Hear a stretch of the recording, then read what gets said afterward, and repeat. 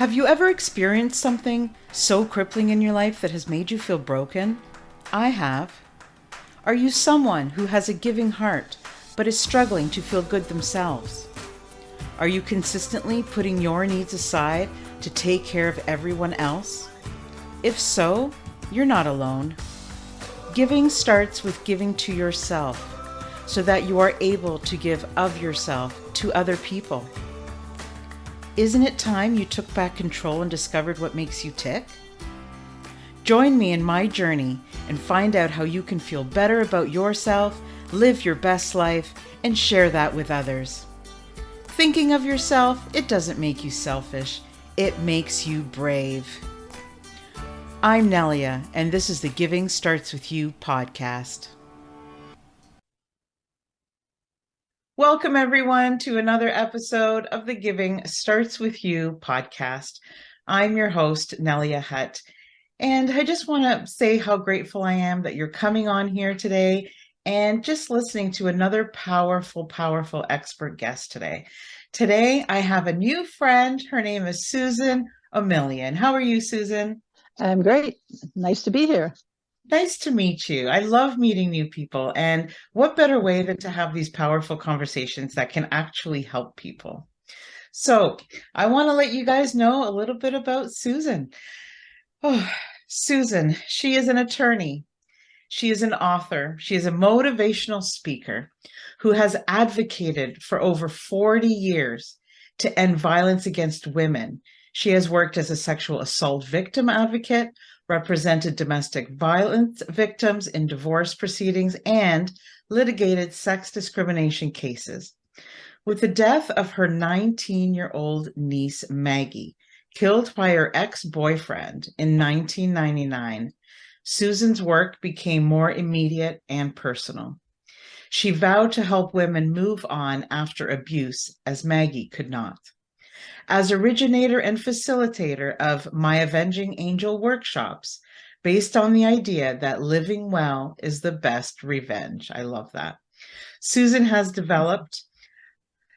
Oh, sorry, I'm getting goosebumps because this topic is so amazing. Susan has helped hundreds of women over the last 20 years take the journey from victim to survivor and to thriver. The motivational model she has developed is included in her trilogy of Thriver Zone nonfiction books, and her best revenge series of novels is inspired by the true events of her niece's story. Susan, first of all, I'd like to say that I'm very sorry about what your family has gone through. And I cannot imagine and will not pretend to imagine how that felt for you.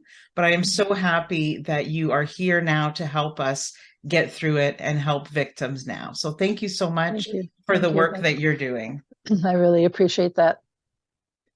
So today we're going to talk about the journey beyond abuse. We're going to talk about how we can help each other.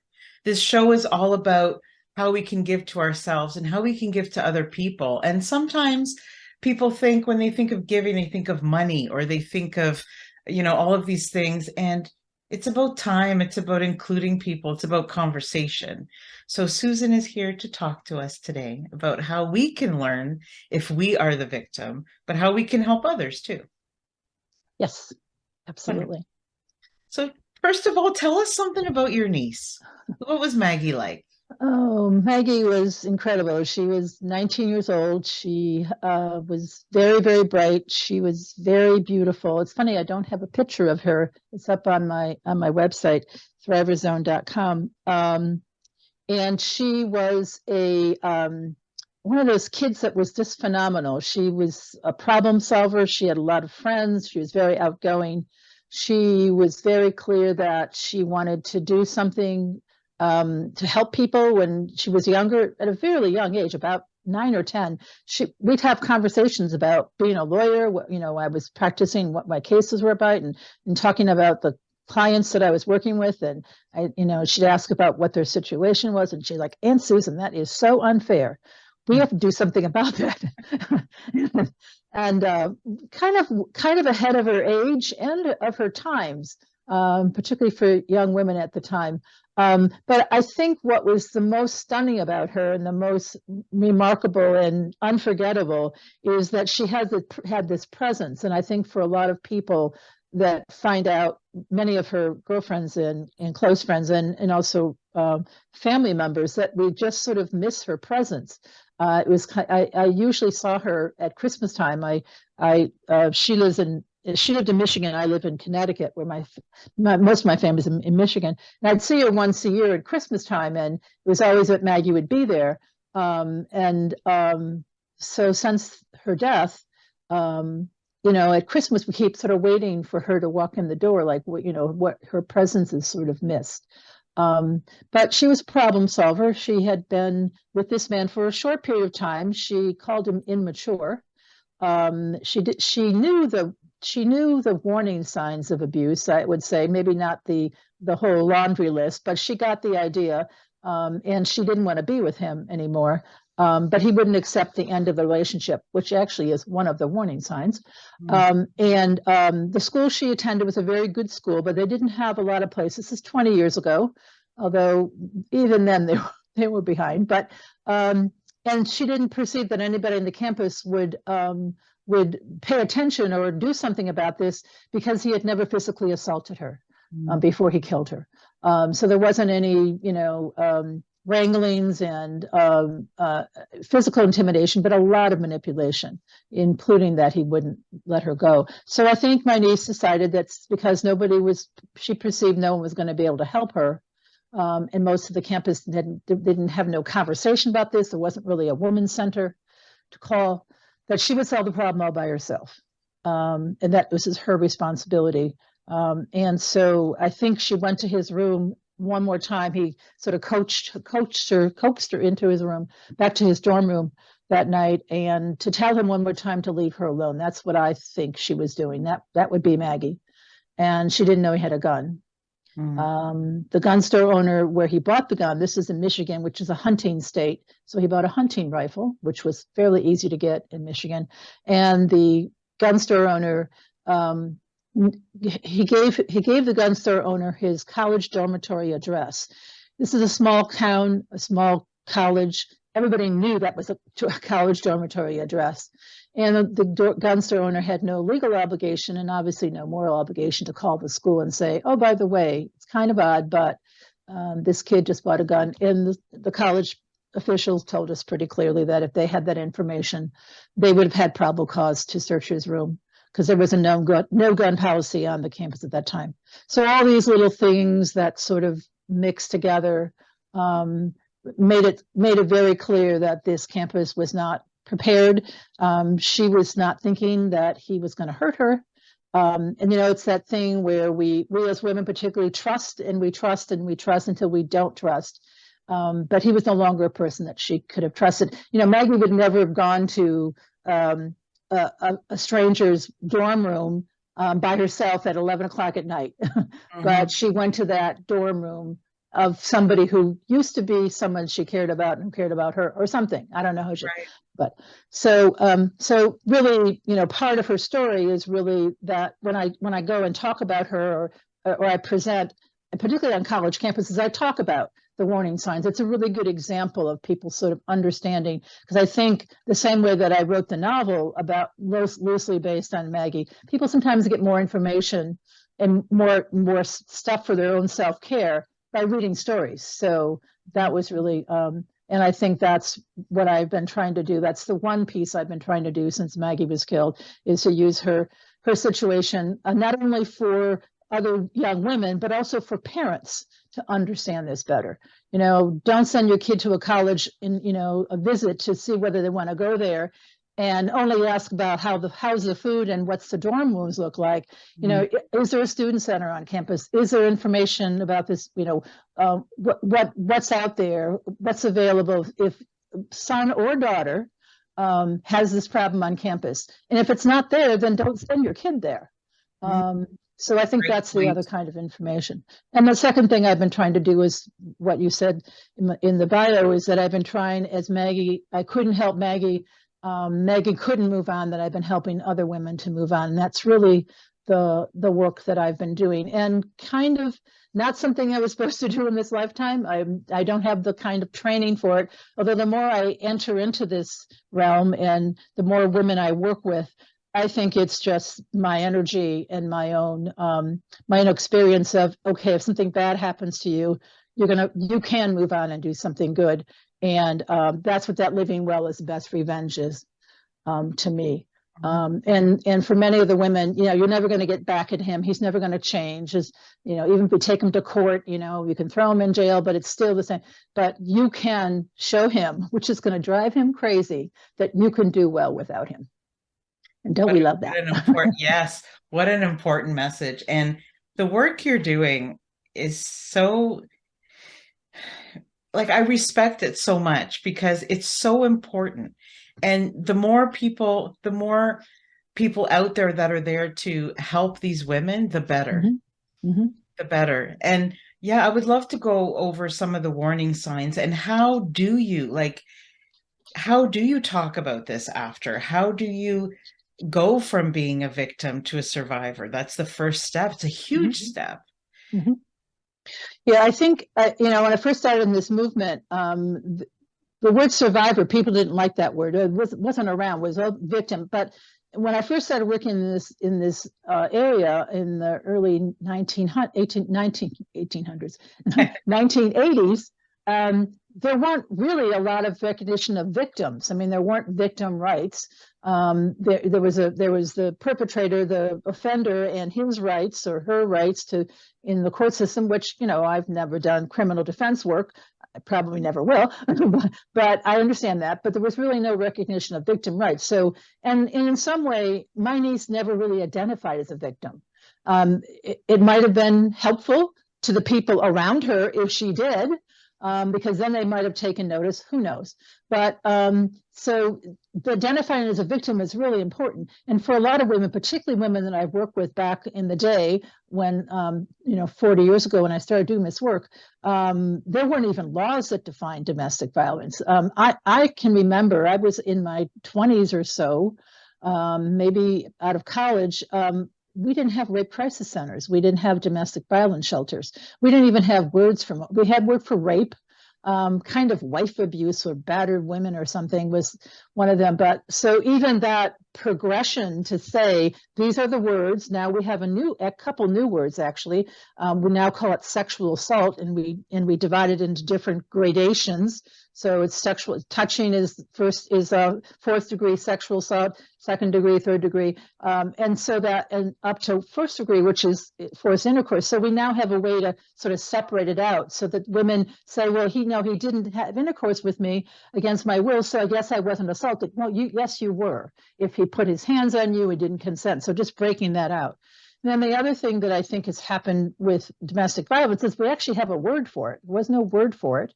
And now we actually have been working on a couple of other words. The one that's been coming up recently in some parts of the world, particularly I think in the United Kingdom, and well, you're part of the United Kingdom, but more in Scotland and England, is coercive control, which sort of gives a little more definition to some of what Maggie Mess was, is manipulation.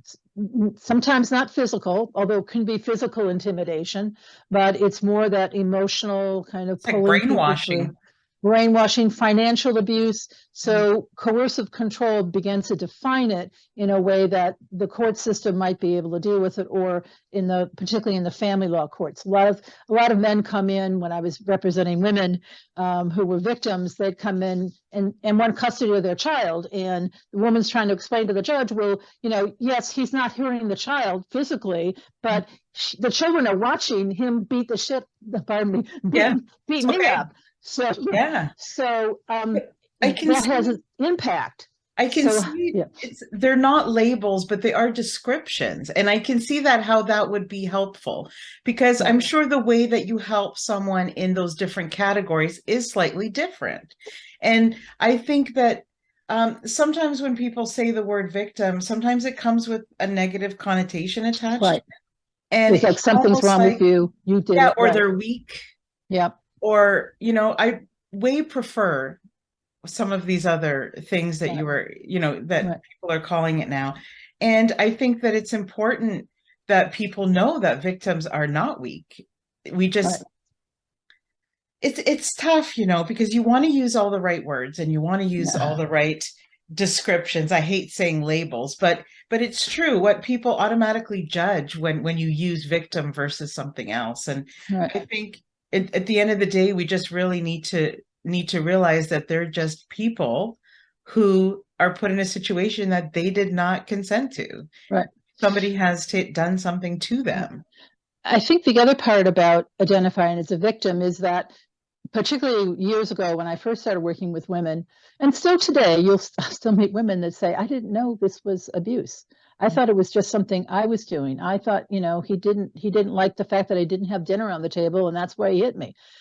So even to have that kind of conversation where you say, yeah, victim might make you feel like you're a weak person, that you're going to be perceived as weak, but the personal is political. This is a larger entity, and so it's not just happening to you.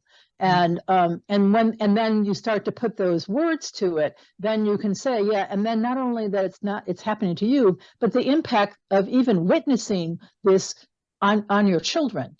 And yes, that is a form of child abuse, to watch your mother. And I've met men in prison for the rest of their lives because they did bad things, but they'll also talk about how their father killed their mother in front of them when they were 4 years old. And gee, I wonder why he got into gang violence and ended up killing. So these are all the impacts. So you want to make sure that the person is not just saying, oh, this is all about me and this has happened to me because I'm a bad person. You want them to see that, no, there's a definition, there's a whole, and there are people who can help you, not only to help you get out and perhaps prosecute this person and maybe get you in a better place, but to also help you heal. Many of the women I work with, and I've also done work with male offenders of domestic violence offenders in psychoeducational groups, they will tell you that this is not the first thing that's happened to them, that their trauma history is extensive. Not everybody, but with rare exception with the men, they would, I would ask them, what was your childhood like? And they would generally tell me that they were witnesses, at least witnesses to domestic violence of their mother, or father or whatever, or their grandmother or something, and that there may have also been child abuse. So that impact, which we're just understanding better, adverse child experiences, how does it affect you psychologically, medically, and emotionally the rest of your life? It's huge. And so those kinds of stopgaps, so it's also called polyvictimization. There's more than just one victimization, and it kind of builds on it, so that when you feel as a child that you're not worth anything, that might make you vulnerable for the relationship in which you're going to be treated like you're not worth anything, and then the next thing and the next thing and the next thing. And sometimes it's generational. You could see that, particularly with the men, they would say, oh yeah, my father did that and my grandfather did that, the same thing, so I'm just following a pattern. So to break all those cycles is to get people to see, yes, to identify as a victim, so you can say that it's not just what happened to me, or that I caused it, or that in fact, God forbid, I wanted it in some way. Yeah, because sometimes it's like it doesn't always have to be murder. It could be just parents yelling extensively at Yep. each other. It's going to change the child. Yep. Absolutely. And it's going to make Well, them. they talk about it, even fetuses in the womb can experience the noise level and the agitation the mother's body is going through, Yes. all kinds of trauma responses. Yeah, it definitely has been. It's kind of like what they call fetal alcohol syndrome, the same thing. Oh, The alcohol running through the woman's body, with a child is still in utero, is going to affect that child. Absolutely. I don't think we even know all of this. I mean, no. we're just like at the very tip of understanding why some of us, really struggle through life. Yeah, exactly. And I mean, even when it comes to, let's say, alcoholic families, they also have groups for children of parents of alcoholics. Yes. So it just goes to Yes. show you that it's the whole family unit. How can you not be Yes. affected? Everybody will see a different perspective, but of course you're going to be affected. And I think it's really important that you said today that sometimes people don't realize that it's wrong. It's okay to not have Yep. dinner ready. You shouldn't be Yep. punished for that. And we need to make that clear. We need to teach people about that because otherwise they won't see that there's something wrong before it gets to that point. Right. So how does someone go? I mean, I know we can't, talk about and explain all of this in one episode, but how does somebody go from being a victim to a survivor? What's the main perspective change? Like how they think of themselves or not blaming? Yeah, I think, well, there's a woman named Dr. Judith Herman, who is a psychiatrist who I met many years ago, and I've read her book several times. It's called Recovery from Trauma. And she was the first woman psychiatrist, the first psychiatrist who was a woman who identified and connected what used to be called, trauma from war, which was soldiers coming out of Civil War, the First World War, Second World War, and certainly Vietnam. We didn't have words then yet, but in Vietnam sort of gave us the words of post-traumatic, post-trauma syndrome, PTSD. So she's the first person that connected PTSD, this theory, this concept, with violence against women. And this is in 1990, which is pretty hard to imagine that nobody did that before. But Yes. But what she also wrote in her book was what she calls the 3 stages of trauma recovery. And the first stage she calls safety and security.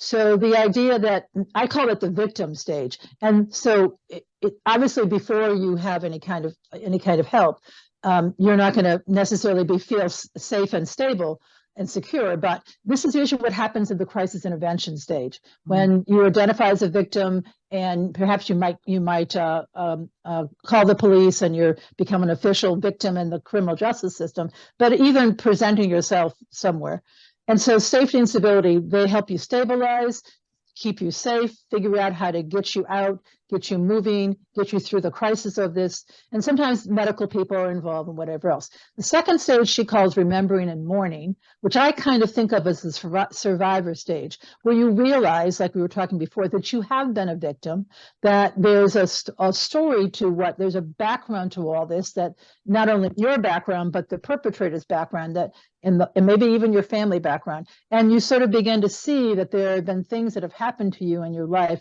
that have sort of given you the ability not only to recognize that you're a victim, but to survive. And that resiliency is what you want to, sort of bank on. Okay, if I could get myself through that, what else can I do?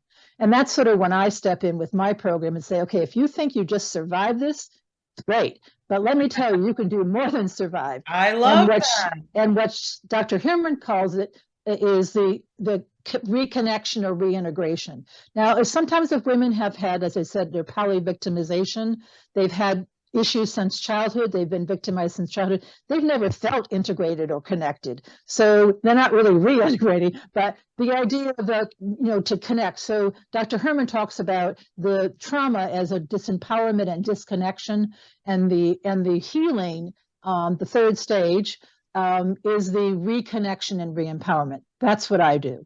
And a lot of it can be psychological, can be therapy, not all of it. She was a psychiatrist. She is a psychiatrist. She's still alive.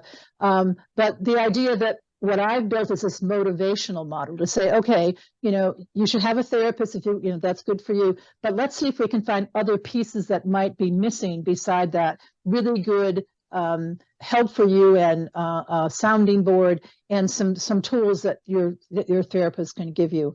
What I work on is the idea that you probably don't feel a lot of positive energy. How can we get your positive energy going? You may have a focused desire, like you need to get back to work because now you're a single mom and got a couple of kids. So, but that just seems like, God, no one will ever hire me. And then you have all these fears that have been, all these limiting beliefs about yourself that have been spewed out by people your whole life. You're stupid. You'll never go anywhere. You can't do anything without me. You'll never get ahead. What's wrong with you? You're not strong enough. And all those beliefs just sort of become this wall. So here you come with your idea to go get a job, and it's like, boom, of course you can't get that job. And you forget that there's a reward beyond it where you're going to feel really good because the guy that's hurt you doesn't want you to feel really good, but you're going to remember that. So I sort of break that apart and help women to see where they're stuck. And usually they're stuck because they don't have enough positive energy to start with, because all these things have happened to them their whole life. So it's not a motivational model that I made up, but it's one that we all experience. But for people who've come through trauma and violence and abuse, those roadblocks are huge. Even to get out of the bed in the morning sometimes. So I sort of break it down, and so it's the way I call it the 7 steps to thriving. The first step actually is to even recognize that you're on a journey. I have women who come into my workshop and they're like, I'm on a journey. Oh, I didn't know that. I've been a victim my whole life. And then when I sort of do this exercise and lay out victim to survivor to thriver, what they'll tell me is that they're a really great survivor. And they've been running around this little circle, victim to survivor, the whole life. And they've never really, and they're like, what's this thriver thing? And I just made this word up. I didn't make it up, but I decided to use it. And then we start to really work on what, healthy, productive individual who has a, prosperous life ahead of her. She's going to follow her dreams, and they're like, oh, wow, this is great. I want to be that.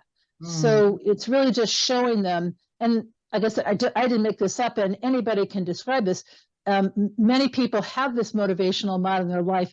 So what their motivational end point is to make a lot of money.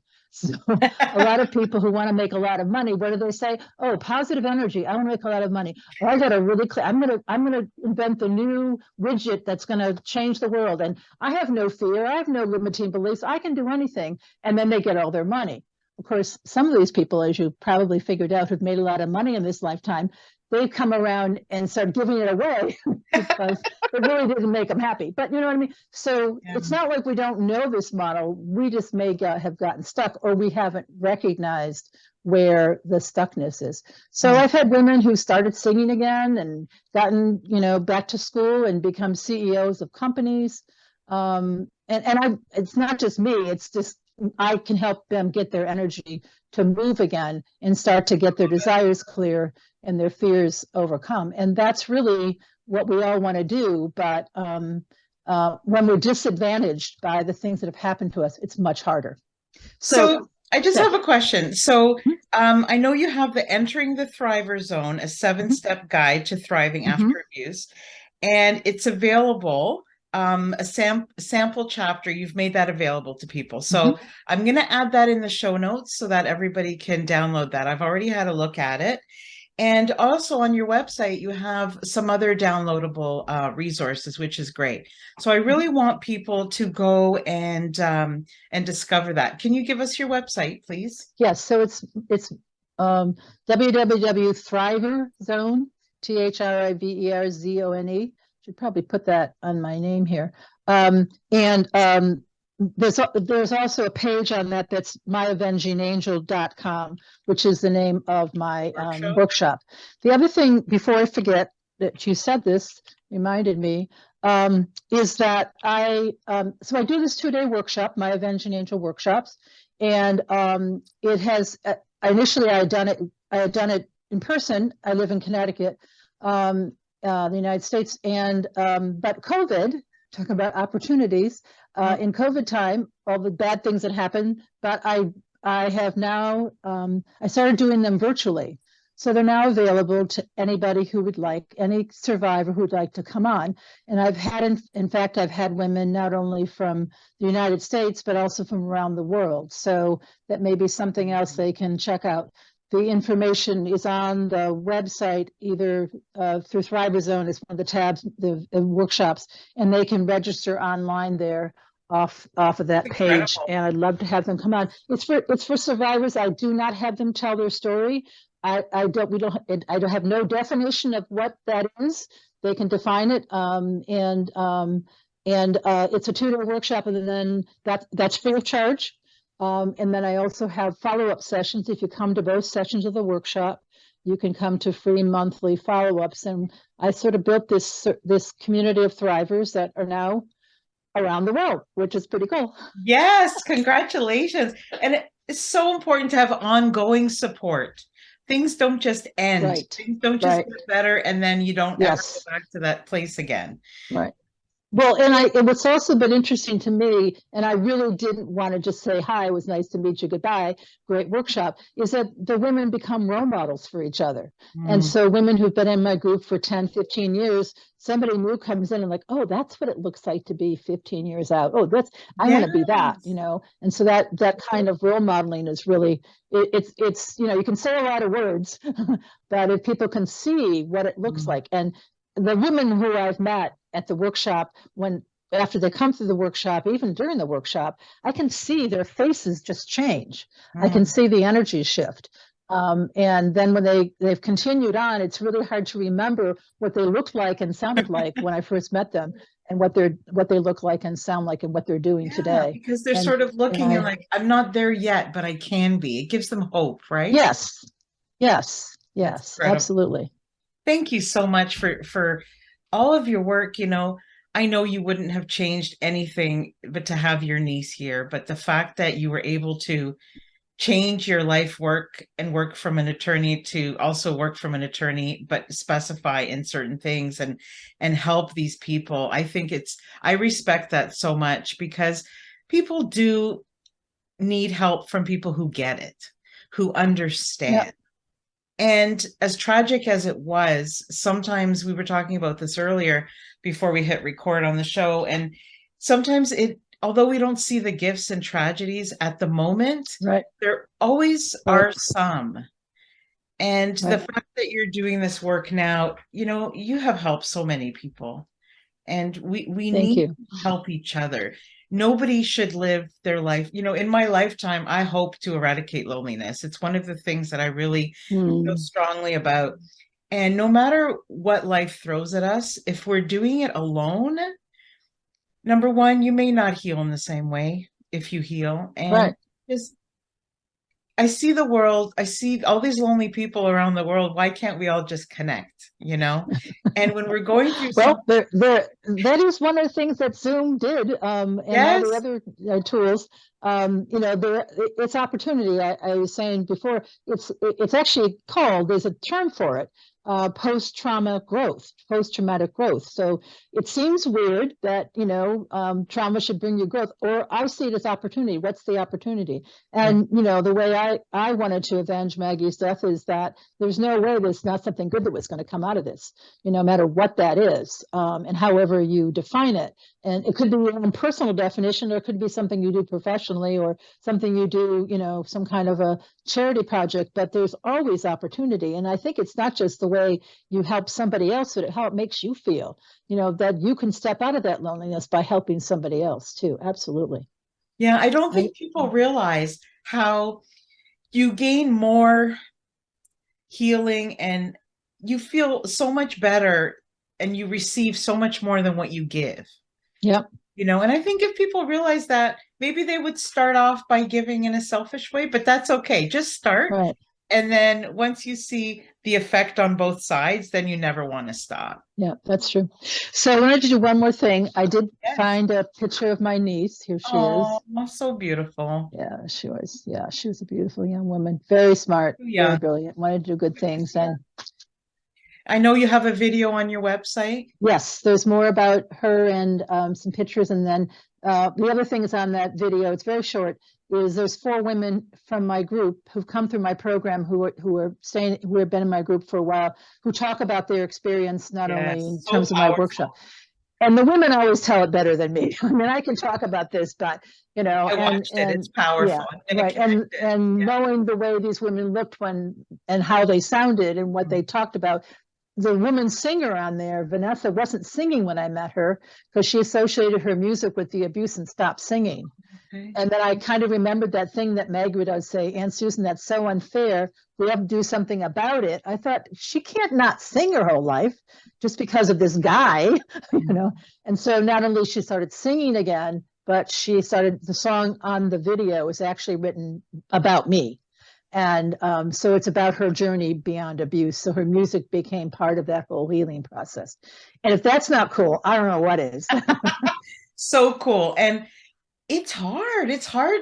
I can't imagine to not associate like what Like for her to play her music again, it's big. Like Oh, every time I hear her voice, I just choke up. I mean, it's just it's so beautiful. emotional for me. It's like, absolutely. What if this never happened before? And I don't know that she might not have without my encouragement, but who knows? I mean, but then it was like, who cares? It's just not right.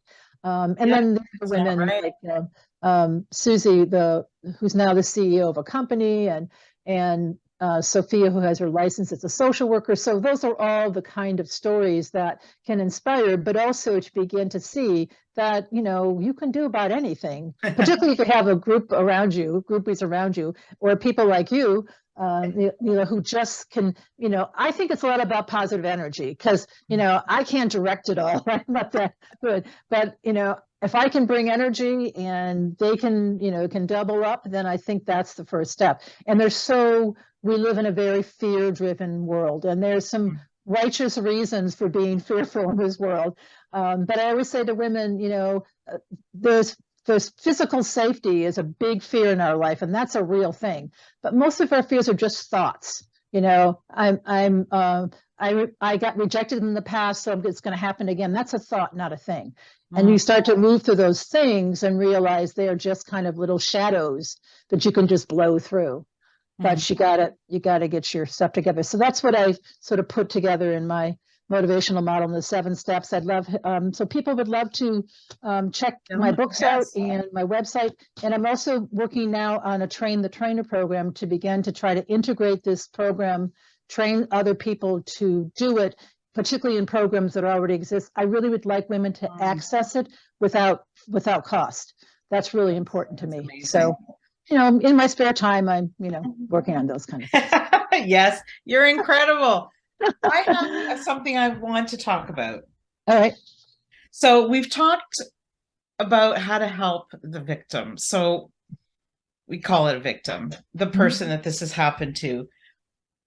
If we know of somebody, and it's not us in particular, but if we know or we see, or maybe what are the signs that we can see, or what are, like, as a person in somebody else's world or circle, how can we help?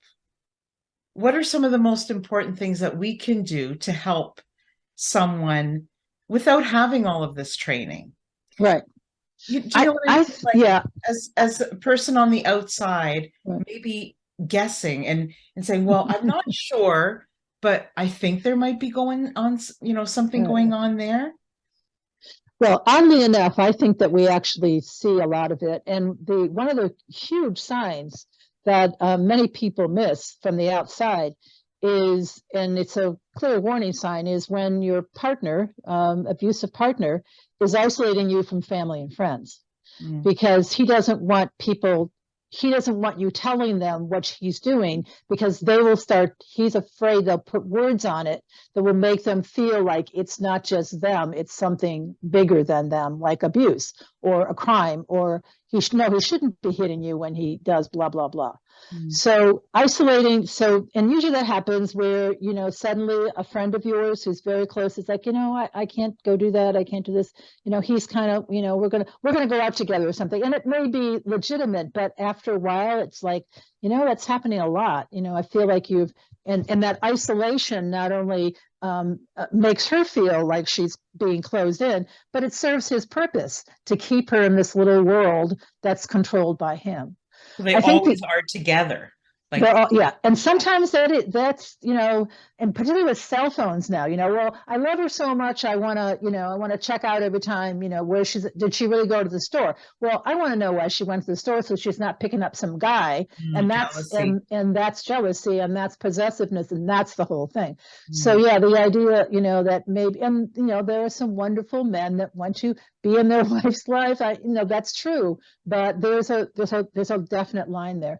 I think the other thing I've been learning a lot more, I've been doing a project with another organization that I work with, and that's about financial abuse, controlling money, not having access to money, being given an allowance, being told that, oh, I can't go out with you because, he's got me on a tight budget or something. And it may be kind of a little jokey kind of thing, but when you start to put this all together, and I think the other thing that's the most important thing, and what happened to my niece, is that this is not about physical abuse.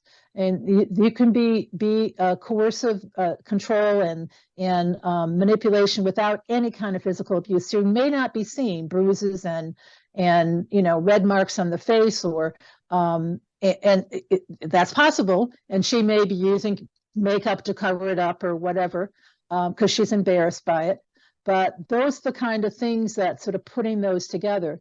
The other thing that I would tell people who want to help somebody who's in that situation, particularly if it's their daughter or their granddaughter, or a family friend or something, is that it's probably not going to be just grab her and get her out of there and just tell her, oh, this is what's happening. She will probably not respond to that because she's afraid of him.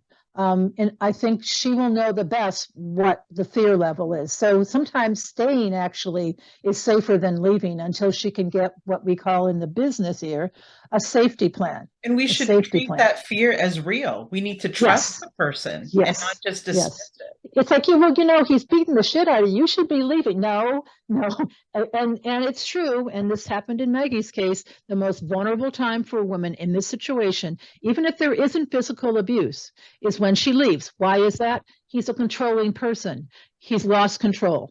And so you don't know, even if he never physically assaulted you, that he's going to go to something physical, because now you put him in a situation where he's completely losing it. So the idea that, and so what a lot of programs do, I don't do this, but domestic violence shelters, even in sexual assault programs, because sometimes the two issues sort of come together, many times they do, is a safety plan, sorting out, if I'm going to leave, if I have children, how do I leave? What's the best time of day? When, where will I go? Who can I count on? Where, do I have my social security card for the kids?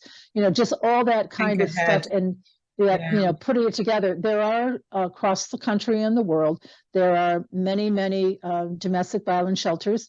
You can stay there for some period of time. It's a safe place, but it's not you can't stay there forever. So it really is a kind of a plan, and then figuring out who you can trust. To get out is usually the hardest thing, and it may take 6 or 7 times for you to be able to put it together. And what we're finding with the biggest obstacle to getting out is actually, the fear, certainly, of what could happen, not only to yourself, but to your children or other people, but money. If you're in a coercively controlled or a controlling relationship, he'll usually control the money. So you don't have $1,000 for that security deposit. You don't have a car that runs so you can get a full-time job. You don't even know where the bank accounts are. So what I've heard is that 7 or 8 times to get out, if you don't have money, it goes up to 30 times.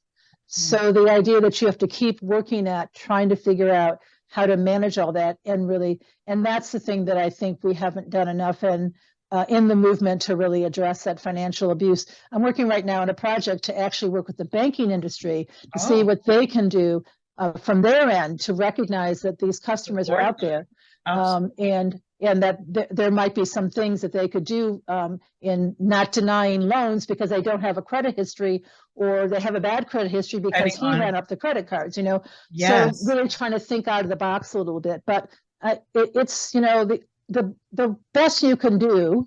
And this is what I tell people, because sometimes it's like, I can't figure out how to help this person, is to educate yourself about the warning signs, what are the resources in your community, and to not necessarily throw it all at her and say, here, go do this, but to say, I have some information. When you're ready, we'll talk about it, and so because that's what she'll need. That's what she'll need.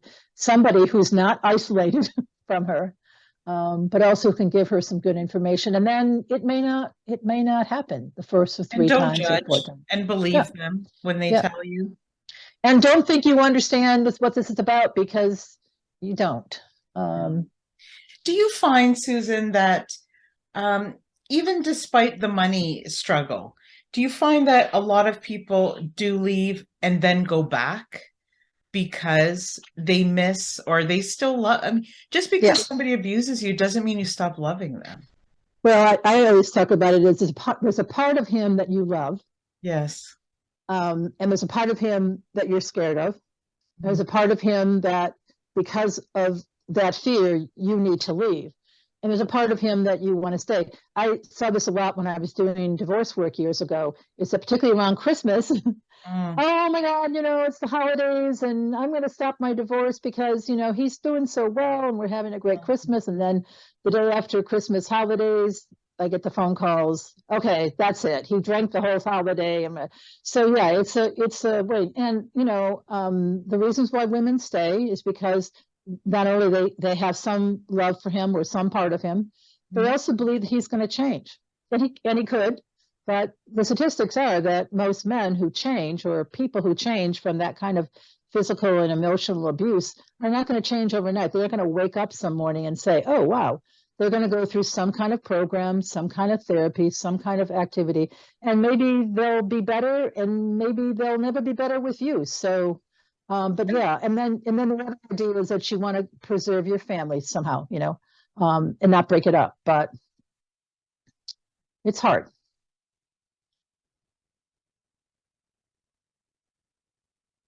I think you went on mute there. Mike, can you hear me? Yes, there you are. I think that also, if you've been with someone since your early teens and you're now in your 40s or your 50s and you haven't been in a different relationship, you might still not see that there's something wrong. Yep, that's true.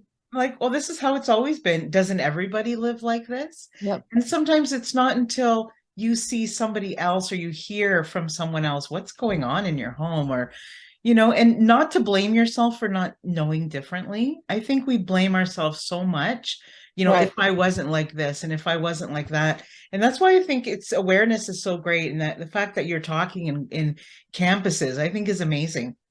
I went with my son. He's in grade 11, and we went to look at some universities. Just he's a little young still for that, but we went. And one of the things I never thought to ask, like you were saying earlier, is what safety measures do you have?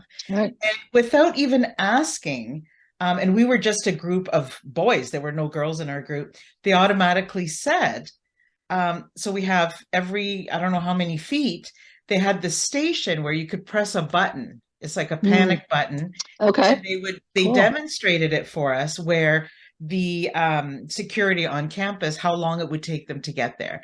Or even if it was just, I feel like I'm being followed and I'm not comfortable and I want to get into my dorm, push the button. And they had so many of these. And until they said it, I didn't know what it was. Right. But I think it's That's so interesting. important. Yep. When Yeah, you, and I think parents can make a difference. If there's Mm. enough parents that come to those visiting days and say, where's your rape crisis center? Where do kids go for suicide prevention? What kind of counseling's on this beside the academic counseling? What if my kid has a problem with blah blah blah? And some of these campuses that at least over the years now it's changed a bit.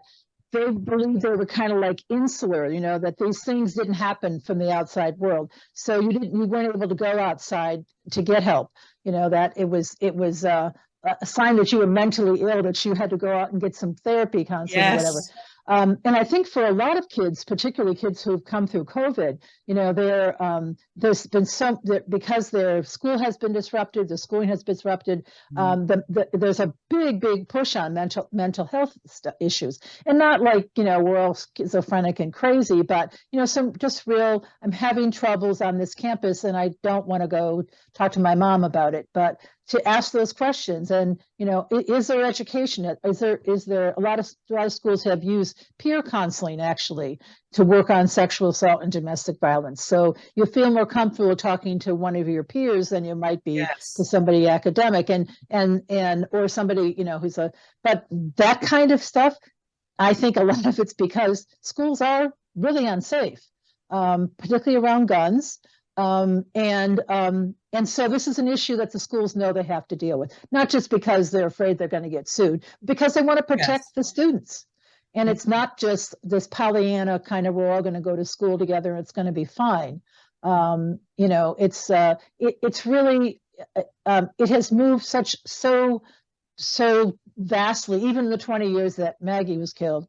At the time Maggie was killed, they didn't have, what do they call that? We used to call them fire drills, the active shooter drills. That's just first of all, I think that they're terrifying to me, but that's because I live in a different generation. Yeah. But the idea that this has become to the top of the, top of the level, but the more parents can Saves reinforce lives. that, yeah, the more parents can reinforce that I will choose this college or not because I don't see that there's enough of, these kind of safety measures there.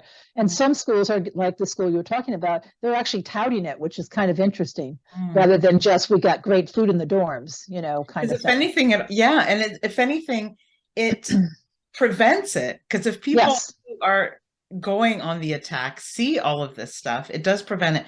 So, Susan, before we go, I just wanted to say that we today have been talking about women as being the victims, and Mhm. I know that's who you work with, and I know that so many more women than men are victims. But I know both men and women listen to the show, and I just want to acknowledge that the rise of men being victims is there, Right. and Well, I it think is it happening more also, often. I don't know that more men are being victimized. I think that men are more likely to come forward these days. Mm. I think and particularly some of the men I've worked when I was doing offender groups. I actually work with women who were offenders, or at least had been arrested for domestic violence. Although sometimes they were victims, but I've also worked with men, particularly in a gay male relationships where one of them is the victim and one is the perpetrator, and it's always much difficult. So I think the other group of men that has been shifted a bit, although many more resources they're available for, are victims of male sexual assault. I think the clergy abuse, particularly in the Catholic Church, a lot of that has raised awareness there. There are a lot more resources, but and I've had some men who've approached me to do a workshop with me who are male sexual assault victims, particularly child sexual assault victims. And I've done some work at a couple of men's prisons here in the Northeast Connecticut, Northeast United States, and they're very interested in what I do. Some of them are there for killing their spouse or their partner. Some of them are there for violence that was associated with gang violence when they were children or young adults. So, but they are seeing themselves as also wanting to be on the journey to move beyond what's happened to them. And that's not always a conversation that is understood. Plus, they also realize the impact of witnessing domestic violence as a child. They say that if you witness domestic violence as a child, you are more likely to either become a perpetrator or a victim yourself when you grow up. Or work as a change maker. As a change maker, right? And I have met a number of men like that who are, in fact, recently several men I've met in other careers and other industries will start out by saying to me, my mother was a victim of domestic violence. I was, a kid, and so I build widgets, but here I am today, and tell me what you need, So they It's true. You totally, could go one way or get it. another. Yeah, I remember hearing I a don't. story. Good. I remember hearing a story. Two brothers living in the same house, and one brother, we asked, "Well, why don't you drink?" And he says, "Well, my father was an alcoholic." And the other brother was a drinker. And they said, "Well, why do you drink?" And he goes, "My father was an alcoholic." Right. That's right. And so and I'm sure that a lot more of them repeat the pattern, but there Yep. are some who just go the other way and just want to help more people because they know how much suffering it goes along with that. Right. And they totally get it. It's not their field, but they totally get that this is important, and they start to think about, how they could be a role model, even if it's not in service in a particular social services. But I mean, I used to regularly have men come in from the community who were role models to the offender groups and talk to the guys. And they would sometimes they talk about their childhood too.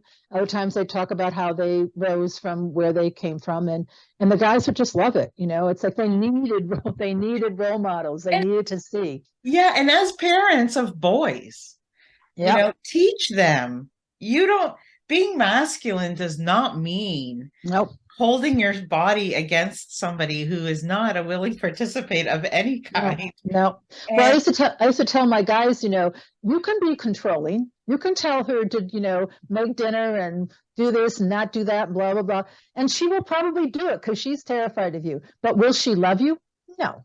And if Mm. you're looking for love, I think I'd rethink that a little bit, you know? And they kind of Yeah. look at me like, oh, okay. But I also see a rise, like, I don't know if this is the right show for it, but I have to say, I also see a rise in teenage girls being more controlling.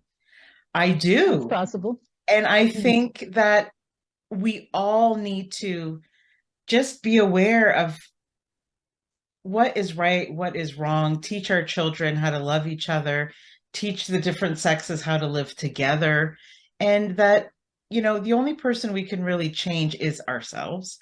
And I Hmm. know that's not easy, but one of the things that you did say, um, you said a lot of great things today. Honestly, you're really helping people. But one of the things that you said too was how you, you just can't pretend that you're in that person's situation. There could be 1,000 victims, and all of them have similar threads, but most of their stories are different. Most of what they've gone through is different, although they have similarities. You even between them, you can feel you can feel the connection because it's so strong, like in your video, like they feel for one another and they understand to a certain degree, but it's still everybody's story is different. So when you're Right. looking from the outside, you need to respect that, and you do really need to listen and Mhm. don't pretend you know how people feel, because sometimes that is one of the worst, and that is one of the easiest ways to shut down that communication with that person. Right. But my theory of it is that you can show them the path. You can help them to get some positive energy and begin to move their energy. And you can also say to them that you can do this, you Mm. know. And if you've gotten to where you are today, if you can do that, you can do about anything. I always measure my life and the challenges in my life by my niece's murder, how it felt after when I found out in the middle of the night that she had been killed, and the initial things I thought I couldn't get through, particularly to help my brother and sister-in-law afterwards. And so when I have, like I'm going on a podcast today, and it feels really scary. Is that as hard as what I had to do with after? No, this is easy. Mm. I need to gear myself up, and I need to get my positive energy and quiet down my inner critic and blah blah blah. But I try to benchmark things, and I think that's what's really interesting, because when I say that to women, they're like, you're right. Already did the hard thing. This is something that I can conquer, and I think that that belief that there is that energy inside of you, and that there's nobody or no thing that can hold you back except yourself. And Mm. that's really the exciting part of it, because once they get into that loop where they stop questioning themselves, I see them do I see them do things I didn't even imagine when I met them they could do. And I tell them that, I didn't even imagine this stuff. I mean, I'm just like, I'm Um, here, I'm doing this. how beautiful is that? You're giving them a new life. You're giving them Yeah. hope. Hope Well, is, they're giving yeah, themselves a second chance, because you're right. They're telling you, "Oh, I or a screwed up. third or a fourth chance. Right. I'm bad, and I'm never gonna, No, I don't know anybody who hasn't had a struggle in their life. So the only question is, what do you do with it, and how do you do it? Susan, my Um, last interview that I just had was about trusting your intuition. hmm, And that there's that too, because yep. we sometimes talk ourselves out of things. We is this wrong? It feels wrong, but maybe it's just me. And trust Yep. yourself. Yep. Yep. Really trust yourself. Yeah, I use a lot of affirmations. I am strong. I am powerful. I am fearless. I'm a thriver, and we keep building that definition. I keep saying that it's only a working definition, because I don't think we've made it big enough yet. But the idea that there's a part of you that's been untouched by Mm. all that's ever happened to you, and that part of you will not die. It's your, whatever the word you use, soul, spirit. Some people have different words for them. Some people have no words for it. But the part of you can't. And they look at me like, a part of me. I thought everything was destroyed. I'm like, no, everything. There's been an attempt to have everything about you be destroyed, but they can't do that. And that's the part that I think makes them the most crazy. A person who's trying to really take you apart and abuse you. But the idea that that part can rise again, like the phoenix from the ashes, And if you let it really go for it, you don't know what you can. There are things that Even better I than mean, before. better than before. And the other thing I'll say, and I'm always very careful about this because people say, well, I don't know about that. But the women I have worked with, and a lot of them have stayed with me, I have an ongoing program, none of them have gone back. And it's not so much that they haven't wanted to or that they haven't had opportunities to, but there's some part of them that says, nope, not going back there, I've not worked too going back hard. there. I worked too hard. Yeah. I got myself in a better place, and this is who I want to be. And I don't want anybody else to define me. And the moment, even if they go on a date and they call me and say, I went on this date and he did this thing, it's like, that was it. I'm done. Okay, we're done. Stand up I'm for like, yourself. Yeah, love yourself okay, enough to say okay. no enough. Yeah, love yourself enough to say enough is So that may be how that they will never return because they have they have decided that who they are, the full person they are, and the full beauty of their person and their soul and their spirit and their mind and their body and whole thing is that they will not give it away to anybody ever again. And I have had women in my group who have gone on to really good, healthy relationships, that's amazing. but on their own terms. Mhm. And it's beautiful to see it. Stand up for themselves. Yeah. Yeah. And you don't want to give your abuser the satisfaction that you're going to continue Oh, to hurt forever. oh no, living well is the best revenge. He doesn't like that at all. Oh, she's doing well. She's got this really good job. Oh, I don't know. I don't. Exactly. And it may prevent them from doing it to somebody else saying, "Hey, this It isn't could. going to It work." could. You just It don't could. know. Well, We're hoping. they Oh, may have some moment, some big moment. I'd love to have groups with guys like this. I tell you, yes. it was when I was doing the groups. I'm like, I think I'm going to throw in a little bit about this, the 7 steps. But because what I do, like I said, it's universal. I just happen to sort of gear it to the women in a particular place and time. But Yes. we all want to feel happy. We all want to have goals that match the things that make us happy. We want to have our kids be happy. I mean, We all want to feel safe. right. We all want to feel safe. We all want to see ourselves succeed, whether it's make a lot of money, however you define success. So these are all human things we want, and then somehow the disruption is what we're trying to figure out. But And I think there are many people who are helping, so that's good. and I love that you're going to campuses. I think it needs to start earlier. I think it needs to start grade 8, like before kids get into high Oh, school. I've done middle school presentations to Yes, middle I school. love These that. kids, So important. these kids know a whole lot more than I do. All right, I good was for in you middle too. school, I am so but happy. they were really cool because they're like, no, my boyfriend, if he did that, that's it. But some We of them can't. like would say, I didn't know that. My boyfriend comes down the hall sometimes and hits me on the shoulder, like because he likes me. I was like, no, I Susan, don't think. yeah, we can't always prevent things from happening, but we can definitely help people live good lives after. Mhm, And that's right. that's what you're doing. And sometimes I can't find the right word in the English language to describe how incredible I think that is. We need people like you. We need people who are going to rise up and help these people. And thank you for all the work that you're doing. And Oh, thank I you. know that there are women and men that are listening to this that have taken some really important things away from this conversation. So I appreciate that very much. Thank you. All right. Well, tell them to give me a buzz or an email or come I join will. a workshop or come help me or donate. I don't know. I feel like this is where a lot of the work is going. Particularly after COVID, people are getting that there's another step to the healing process than just getting out or getting safe, and feeling like, maybe there's a part of my life that's going to move on. But we do need this has helped me tremendously to be able to focus my work. So it's not like it's not important. It's just that it's sometimes not the thing that people are offered. Maybe sympathy is great, support is great, Need to but do more. Yeah. it's really about here's how, like I said, point them down a path, give them the encouragement, and really begin to create a community that they can feel supported in the way that they need to be supported.